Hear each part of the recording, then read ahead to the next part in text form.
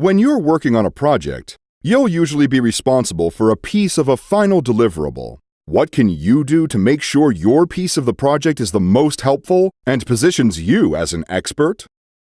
For instance, you may be responsible for a piece of research, analysis, or preparing a document.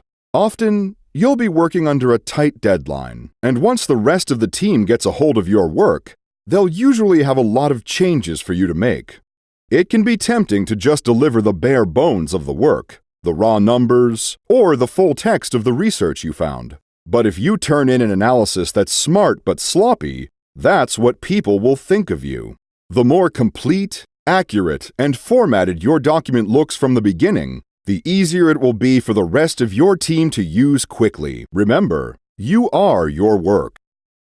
How your work looks and how easy it is to use matters a lot for how effective you are and how you're seen on the team. Try to think about it from others' perspectives.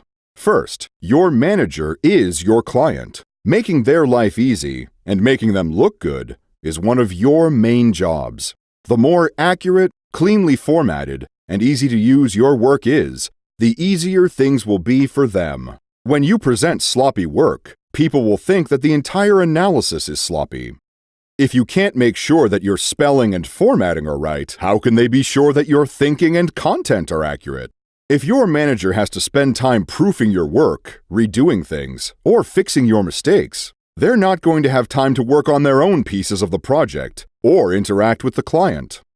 Even though it might save you time to have someone else help with your work, it's not helping the team or the client. And that will show up when people look at your performance later on. You want to be thoughtful and complete in your work, but be careful of going overboard and missing due dates trying to be perfect. Your work isn't worth anything until it's turned in, so it's better to have something good and complete than perfect and late. Sometimes it's tough because you can see how more time would make it better, but your goal is to do the best job in the time you have, not strive for perfection. So what does client-ready mean? Here are 3 tips to help you balance the need to complete work efficiently with making sure it's high quality. First, make sure that your formatting and presentation look clean and clear. You don't have to spend hours tweaking every detail, but you should use the right template for your company or the client, and make sure that things are well laid out and aligned.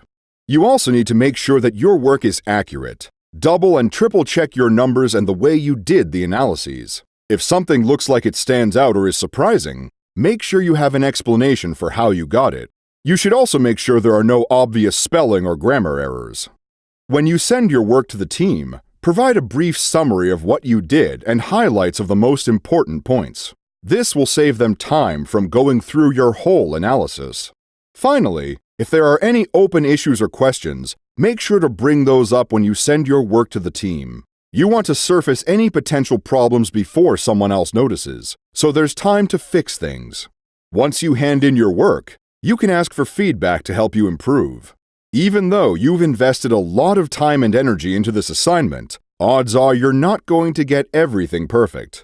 That's okay, and your manager will appreciate you asking how you can do better. Following these 3 points to hand in deliverables which could be sent to the client as is will ensure that you get even more challenging assignments.